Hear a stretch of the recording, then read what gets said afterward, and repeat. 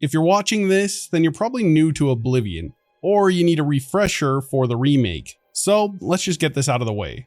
This video has spoilers, so if you don't want to be spoiled on anything, here's your last chance. So yes, you can in fact become a creature of the night, aka a vampire in Oblivion. And we're here to show you how you can contract the disease, how to live as a vampire, and also how to cure yourself if you get sick of the sun. For everything Oblivion or Elder Scrolls, you're in the right place. So maybe consider subscribing for more.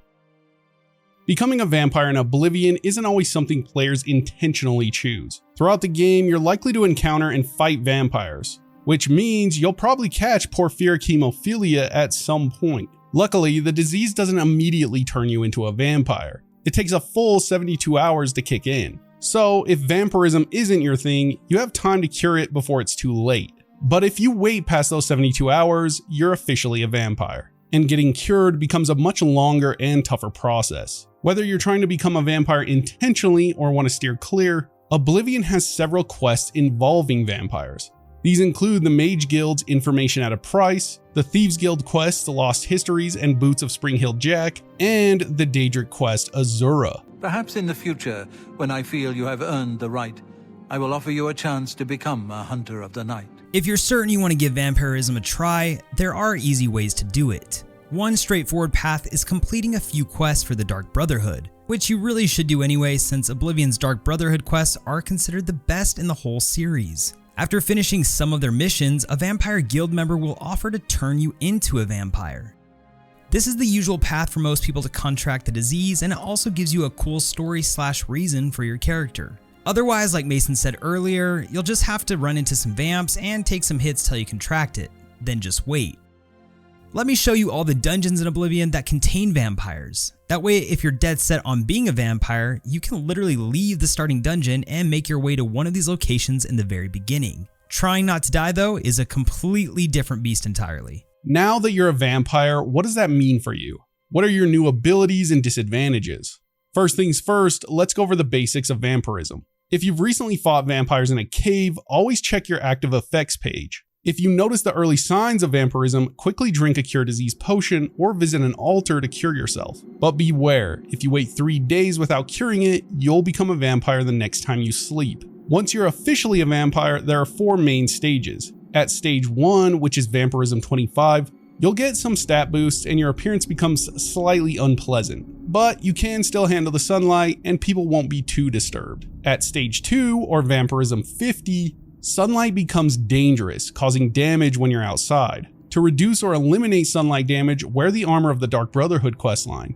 But keep in mind that around noon to 5 PM, you'll take sun damage no matter what you're wearing. And by the way, never take your gear off during the day. You'll instantly die. Also, avoid fast travel during daylight hours unless the entire trip takes place at night. On the upside of all this, your powers get stronger, giving you increased stat bonuses.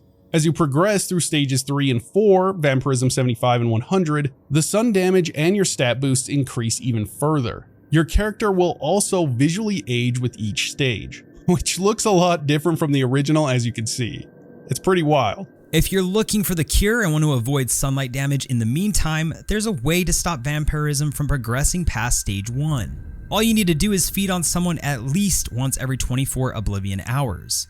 If you fail to feed within that time frame, the next time you sleep or wait, you'll advance to the next stage. However, feeding again instantly resets you back to stage 1, no matter how advanced your vampirism has become. To feed, you'll need to find someone who's sleeping, sneak up quietly, and select them to feed.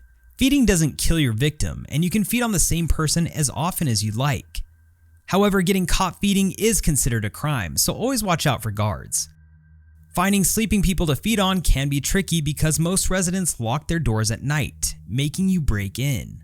But homeless people often sleep outside and they're definitely easier targets. For example, Skingrad has 2 homeless individuals who are usually accessible and perfect for nightly feeding. Who will help an old beggar? It sounds horrible, I know, but sometimes you gotta do what you gotta do. So what are these specific advantages to being a vampire? First off, you'll become totally immune to diseases and paralysis. That means you won't have to worry about getting sick from animal bites or getting stuck in place during fights. Your attributes will also get a big boost. Your strength will increase, allowing you to carry more items and deal more damage in melee battles, Willpower improves, giving you better magical resistance and quicker fatigue recovery. Speed goes up, letting you move faster and dodge attacks more easily, while increased agility improves your overall combat efficiency and chance to land critical hits. Lastly, your intelligence rises, expanding your magicka reserves and letting you cast more spells. Several skills will improve significantly too. Acrobatics enhancements let you jump higher and take less fall damage, while athletics increases your running and swimming speed and slows down fatigue drain. Your destruction magic becomes stronger, making offensive spells hit harder. Hand-to-hand attacks of course deal more damage, and illusion spells like charms or concealment become more effective. Oh, and mysticism powers such as life detection are enhanced as well. As your vampirism advances, you'll unlock unique powers. Hunter's Sight grants you night vision and the ability to detect living creatures, which is perfect for spotting enemies in the darkness. Vampiric Seduction lets you temporarily charm humanoids, which can help you in feeding or avoiding fights. Reign of Terror frightens enemies, causing them to flee, and Embrace of Shadows combines invisibility with night vision for ultimate stealth. You basically become the perfect predator. But when you inevitably get sick of having to feed and hiding from the sun, there is good news for you. There is a cure. But the process is, well, a process. To cure your vampirism, start by visiting Raminus Polus at the Arcane University, just south of the Imperial City. He's usually hanging out in the lobby, so you won't need special access. Romanus will point you toward the Count of Skingrad for more help. Head over to Castle Skingrad and speak with Hauliers. They will summon the Count. While the Count doesn't personally know the cure, he'll refer you to Melisande. She lives in a cabin east of the Imperial City and south of Shadenhall.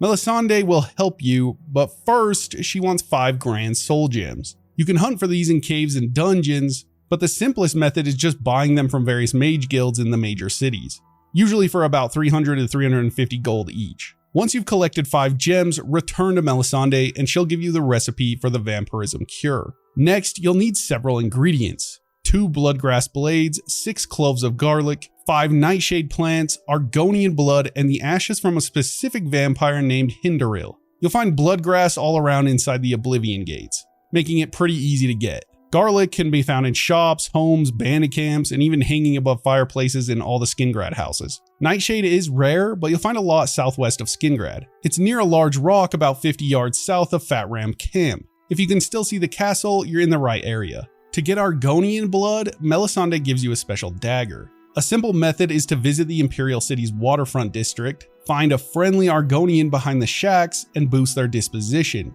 Then just give them a quick little stab. Surprisingly, they don't usually mind and they won't alert the guards. You can try other Argonians like bandits and stuff, but this method is pretty safe and simple. Lastly, you'll need the ashes of Hindaril. He's a tough vampire located in the cave southeast of your location, north of the Panther River. Hindaril is strong and usually fights hand to hand. Once you defeat him, then take his ashes from his body.